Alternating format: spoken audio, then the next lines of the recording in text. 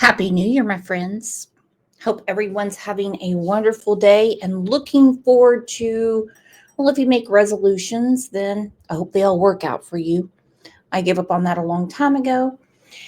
And I am doing a video about Madalena Kojakari. She has been missing.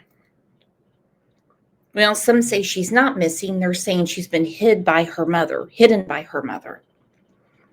I'd go ahead and confidently say she is missing. I would confidently say, in my opinion, she has been trafficked. People have been very tight-lipped around the community, and people that interacted with Diana Kojakari,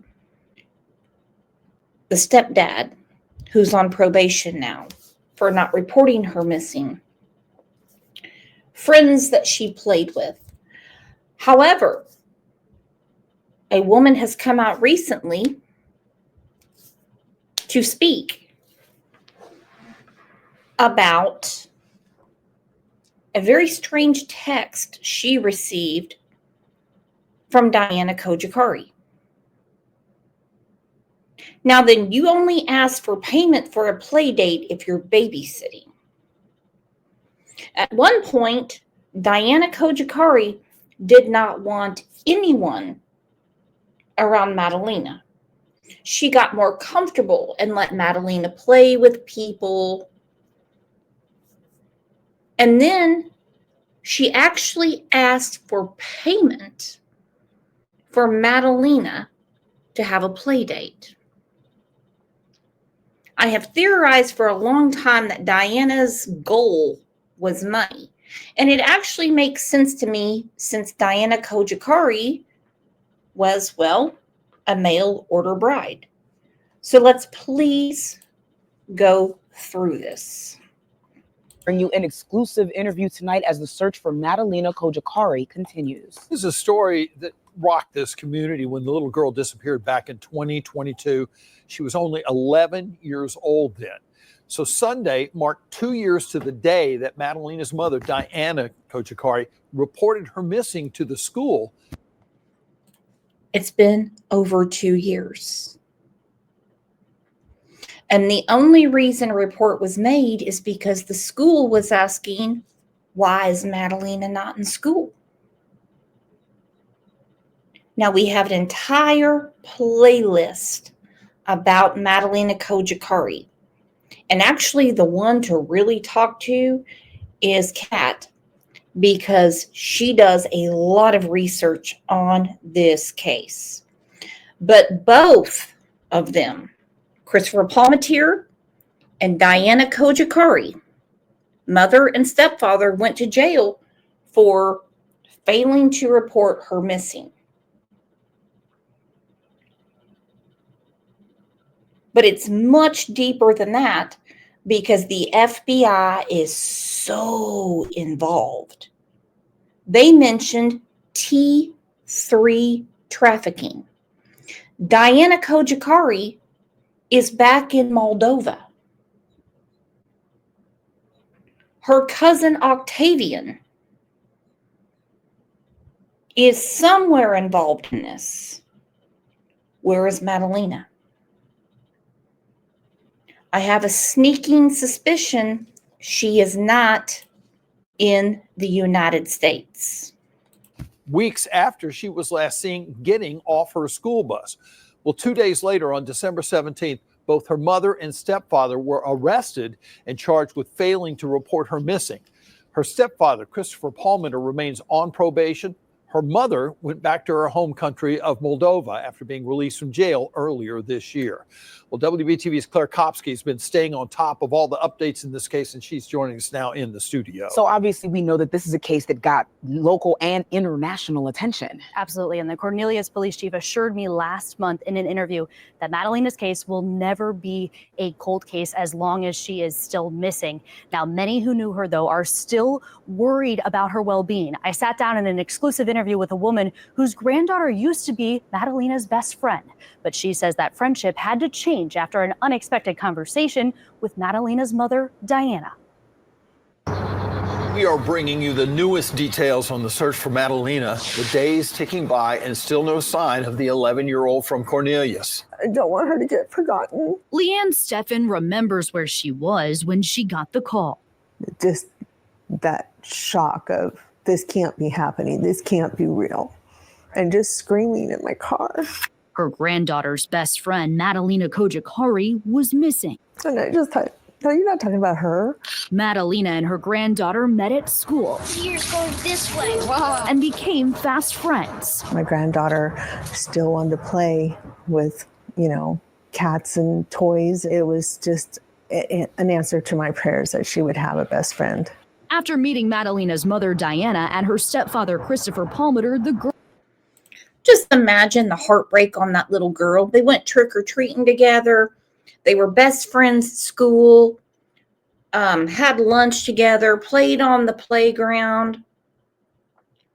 If you look at the eyes of Diana, just your opinion, Christopher kind of looks like he doesn't know what the hell's going on. And again, we have a playlist. I'll put it up. Diana has kind of a I don't care attitude. Now, there's a lot of strange things going with this case. And I was very appreciative that the news anchor, brought up international attention. Oh, yeah, no shit. Because at this point, odds are she has been trafficked to another country. Now, Diana snuck out the back gate after she got out of jail. Even though they took her passports, hell, those are just papers. She got new ones and got the hell out of Dodge. She's back in Moldova. So where is Madalena?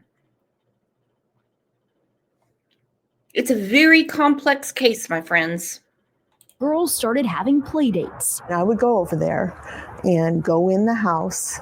The living room was filled with toys, doll houses, horses, everything a girl could want, Like never once did I suspect anything.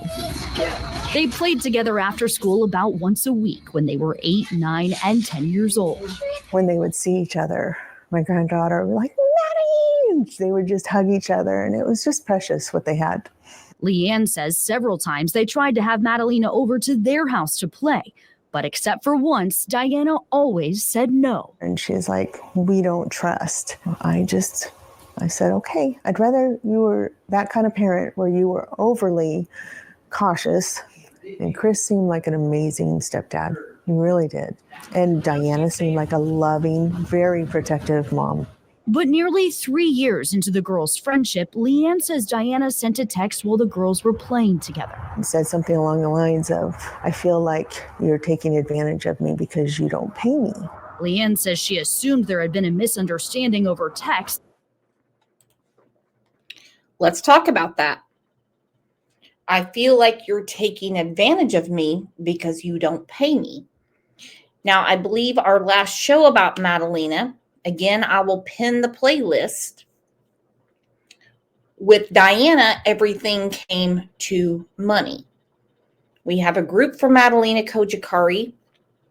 I hope that you can join it because she needs to be put out there. I feel like you're taking advantage because you don't pay me. If a child comes to play at your house with their school friend, why would you expect payment? This bitch was selling Mary Kay. Why wasn't she out peddling that and letting her daughter have a life? Let's listen to that again. Pay me. Leanne says she assumed there had been a misunderstanding over text, so when she went to pick up her granddaughter, she spoke to Diana. And I said, Diana, I go, we don't need you as a babysitter. I thought the girls were just playing. And she goes, no, you take advantage of me because I'm from another country. I said, no, not at all. I said, You know, Maddie can always come to our house anytime. We'll be the ones who have to pick up their messes. No. And that's when she's like, I said, why? She's all, we don't trust. And that ripped my heart out. In the months that followed, Leanne says there were more difficult conversations with her granddaughter, but she no longer felt she could let her play at Madalena's house. I'm sorry. The reason why it's so emotional is because these two girls had each other. It was them against everybody else, you know. What haunts Leanne to this day is the what if her granddaughter had been playing here at Madalena's house the day Madalena went missing. Sometimes I wonder, would both girls be gone? God, I hope not. So many hearts are going out and praying and hoping for her safe return.